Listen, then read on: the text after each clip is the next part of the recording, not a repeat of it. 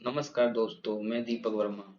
जैसा कि आपको पता होगा कि 2023 का Dada Saheb Phalke award for the best film the Kashmir files को मिला है। तो आज हम ऐसी ही धार्मिक या जाति आधारित भेदभाव के ऊपर जो फिल्में बनी हैं उनके बारे में जानेंगे। तो सबसे पहले हम जानते हैं कि दादा साहब फाल्के अवार्ड क्या है, किसके द्वारा दिया जाता है। तो Dada Saheb Phalke award directorate of film festival, जो कि एक ऑर्गेनाइजेशन है ministry of information and broadcasting का, के द्वारा दिया जाता है। यह भारतीय सिनेमा में उत्कृष्ट प्रदर्शन करने वाली फिल्म्स को दिया जाता है और इसमें एक स्वर्ण कमल होता है और इसके साथ इसमें 10 लाख रुपए का कैश प्राइज दिया जाता है। तो आइए जानते हैं द कश्मीर फाइल्स मूवी के बारे में। तो यह फिल्म 1990 में कश्मीरी पंडितों के साथ हुए अत्याचार पर आधारित है और 1990 में कश्मीर घाटी में एक स्लोगन गूंजता था, रलेव गलेव या चलेव। इसका मतलब है धर्म परिवर्तन करो, छोड़कर जाओ या मरो। यह फिल्म कश्मीर में हुए नरसंहार को काफी अच्छे से दिखाती है और इस फिल्म को हिंदूवादी संगठनों ने काफी प्रमोट किया था, यहाँ तक कि जहाँ सिनेमा हॉल नहीं थे वहां पर प्रोजेक्टर वगैरह का इंतजाम करके इस फिल्म को लोगों को दिखाया गया था कि देखो पंडितों के साथ कितना अत्याचार हुआ है कश्मीर में। क्योंकि अत्याचार या भेदभाव किसी के ऊपर भी हो, किसी के द्वारा किया गया हो, हमेशा गलत ही होता है। तो फिल्म में बहुत अच्छे से दिखाया गया है कि कैसे रातों रात कश्मीरी पंडितों को अपना घर छोड़ना पड़ा और कैसे कश्मीर के आतंकवादियों ने कश्मीरी पंडितों को मारा और उनके घर से जाने के लिए मजबूर कर दिया। कश्मीरी पंडितों के साथ जो हुआ वो बहुत ही शर्मनाक घटना थी। इस घटना की वजह से कश्मीरी पंडितों को अपने ही देश में शरणार्थियों की तरह रहना पड़ा था। नेक्स्ट मूवी है सूत्रा द राइजिंग, जो कि 2012 में आई थी। यह मूवी इंडस वैली सिविलाइजेशन के टाइम पर भारत में कास्ट सिस्टम की क्रुएल्टी को दिखाती है कि कैसे पश्चिमी एशिया से आर्य लोग भारत आए और भारत के मूल निवासियों को अपने हिसाब से कंट्रोल किया। फिर कैसे मनु ने यहाँ के लोकल पीपल्स को शूद्र कास्ट में क्लासिफाई किया और शूद्रों के लिए कितने डिस्क्रिमिनेशन से भरे नियम बनाए। फिल्म में दिखाया गया है कि अपर कास्ट ने भारत के मूल निवासियों पर कैसे अत्याचार किया, जैसे कि शूद्रों को गले में मटका बांधना था कि जब भी वह थूके तो जमीन में न गिरे, पीछे झाड़ू बांधना था ताकि वह जहां से निकले वहां सफाई होती जा सके और पैरों में घंटी बांधना था ताकि ब्राह्मणों को पता चल सके कि शूद्र आ रहे हैं तो वह रास्ते से हट जाएं ताकि वह अपवित्र न हो जाएं। तो ओवरऑल यह फिल्म अनुसूचित जाति और अनुसूचित जनजाति तथा पिछड़ा वर्ग के साथ हुए हजारों सालों तक अत्याचार को दिखाती है कि एक समुदाय के साथ कितना शोषण हुआ, उन्हें कितने अमानवीय नियमों का सामना करना पड़ा, कितने सालों तक उन्हें उनके अधिकारों से वंचित रखा गया। अगली फिल्म है आर्टिकल 15, जो कि इंडियन कॉन्स्टिट्यूशन के आर्टिकल 15 के नाम पर ही बनी है। यह आर्टिकल इंडिया में जाति, लिंग, धर्म, जन्म स्थान के आधार पर किसी भी प्रकार के डिस्क्रिमिनेशन को अपराध मानता है। इस फिल्म को रियल लाइफ घटनाओं से इंस्पायर होकर डायरेक्टर अनुभव सिन्हा द्वारा बनाया गया था। यह फिल्म 2014 के बदायूं गैंगरेप और 2016 के ऊना क्लॉगिंग इंसिडेंट के ऊपर आधारित है। तो आइए जानते हैं कि बदायूं और ऊना इंसिडेंट क्या है। तो बदायूं में 27 मई 2014 को दो लड़कियों के साथ गैंग रेप करके उनकी हत्या कर दी गई थी। जब दोनों शाम को बाहर गई हुई थी तो उन्हें वहां के कुछ लोगों द्वारा अगवा कर लिया गया था और गैंग रेप के बाद अगले दिन हत्या करके उनकी लाश को उसी गांव के एक पेड़ से लटका दिया गया था, जिसके कारण वहां पर काफी बड़ा आंदोलन हुआ था और इसे काफी ज्यादा मीडिया कवरेज मिली हुई थी। अगला इंसिडेंट है ऊना इंसिडेंट। तो इस इंसिडेंट में 11 जुलाई 2016 को 7 लोगों द्वारा, जो कि अनुसूचित जाति और जनजाति से बिलोंग करते थे, एक कार एक्सीडेंट में मरी हुई गाय की स्किनिंग की जा रही थी, मतलब उसकी चमड़ी निकाली जा रही थी।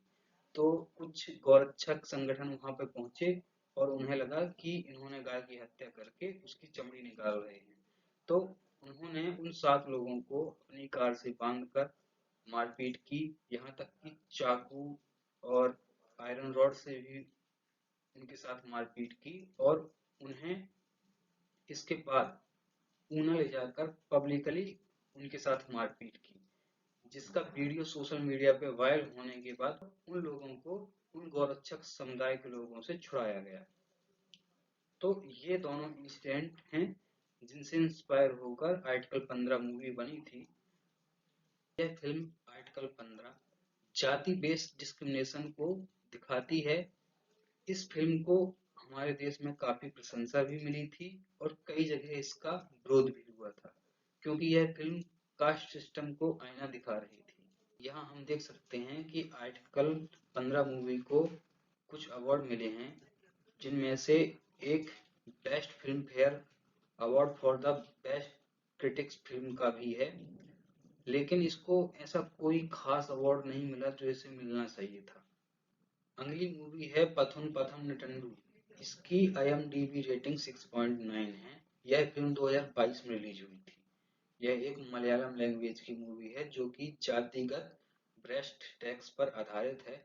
इस मूवी में दिखाया गया है कि कैसे 19th सेंचुरी में तृणकोल राज्य में, जो आज के समय में SC/ST समुदाय की स्त्रियां हैं, उनसे अपने अपर बॉडी पार्ट को ढकने के लिए टैक्स देना पड़ता था, जिसे मलयालम लैंग्वेज में मूलाक्रम भी कहा जाता है। अगर यह टैक्स नहीं देना है तो उन्हें घुटने से नीचे कपड़े और ब्रेस्ट को ढकने का अधिकार नहीं था।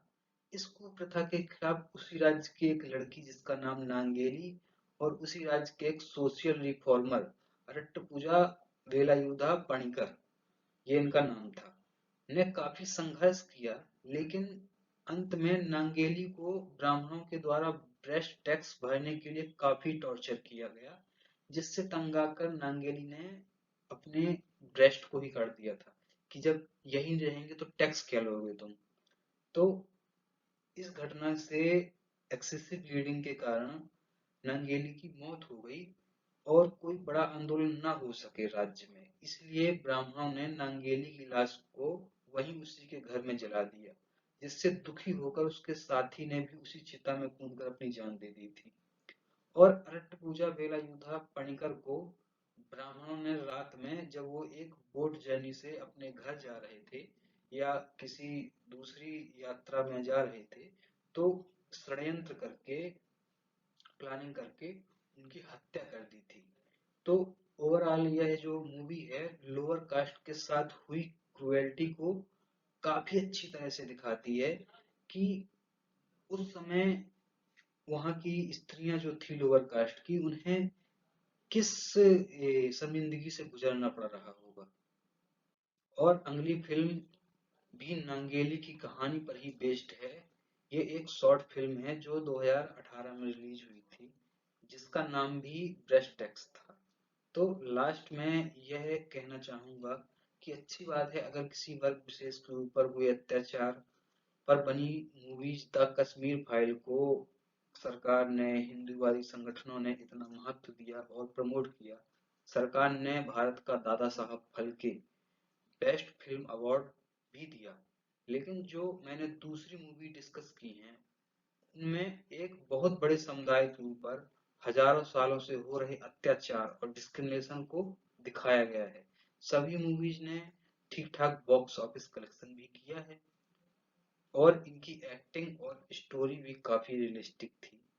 पर इन फिल्मों को सरकार ने ऐसा कोई सपोर्ट नहीं किया, कोई खास अवार्ड नहीं दिया। हिंदूवादी संगठनों ने इनका विरोध भी किया। इनको पब्लिक में जहां सिनेमा हॉल नहीं है, कश्मीर फाइल्स की तरह प्रोजेक्टर लगाकर क्यों नहीं दिखाया गया? क्या SC/ST OBC समुदाय के जो लोग हैं हिंदू नहीं है? उनके ऊपर जो अत्याचार हुआ वो अत्याचार नहीं है? वो तो कई हजार सालों तक हुआ है। और कुछ लोग कहते हैं कि जातिवाद खत्म हो गया है। फिर मैं पूछना चाहूंगा कि भारतीय समाज की दो अलग अलग वर्गों के ऊपर हुए अत्याचार के लिए दो अलग अलग प्रकार की भावनाएं क्यों हैं? ये सबसे बड़ा क्वेश्चन है हमारे मॉडर्न इंडिया के लिए। कि आज भी हम जातिवाद से लिपटे हुए हैं। तो मिलते हैं नेक्स्ट वीडियो में कुछ ऐसी ही रोचक जानकारियों के साथ, तथ्यों के साथ। तब तक के लिए धन्यवाद।